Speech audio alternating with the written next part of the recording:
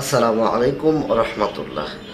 আলহামদুলিল্লাহ আলহামদুলিল্লাহি ওয়া কাফা ওয়া সালামুন আলা ইবাদিহিল্লাযীনা ইসতাফা আম্মা বা'দ। প্রিয় বন্ধুরা, এই ভিডিওর বিশেষ যে বার্তা তা হচ্ছে কুরআন অন্ধকার সমাজে আলোর মহাবিপ্লব। নবীজি সাল্লাল্লাহু আলাইহি ওয়াসাল্লামের সময়ে মক্কা ছিল অন্ধকারে ডুবে থাকা একটা অতল সমাজ, ঘোর অন্ধকার, যেখানে অন্যায়, জুলুম, মিথ্যা, শিরক সব ছিল কালো পাথরের ন্যায় বিস্তার করা। কিন্তু একটি জিনিস সেই সমাজকে বদলে দিল।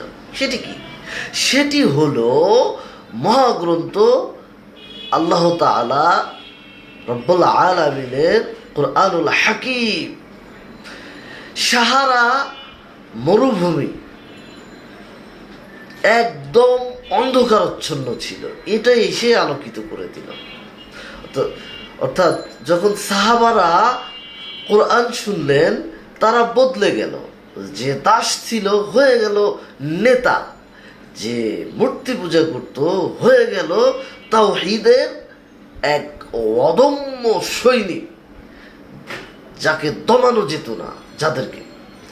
আজ আমাদের সমাজেও গ্লানি, দুর্নীতি, অবিচার, এসবের আসল সমাধান হচ্ছে রাজনীতি না, বক্তৃতা না, সমাধান হচ্ছে আল কোরআন। আমরা আল কোরআন অধ্যয়ন করব, আমরা আল কোরআনকে চর্চা করব।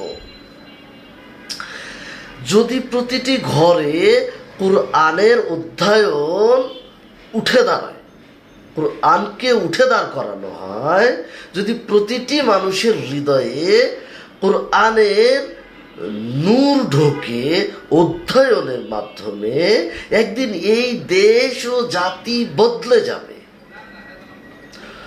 বদল শুরু হবে কোরআন দিয়ে। আমাদের ঘর থেকেই শুরু করতে হবে এই কোরআনের অধ্যয়ন। মহান আল্লাহ তাআলা আমাদেরকে উপযুক্ত বিষয়ের উপর আমল করার তৌফিক দান করুন। হে আল্লাহ, আপনি কবুল করুন, আমিন।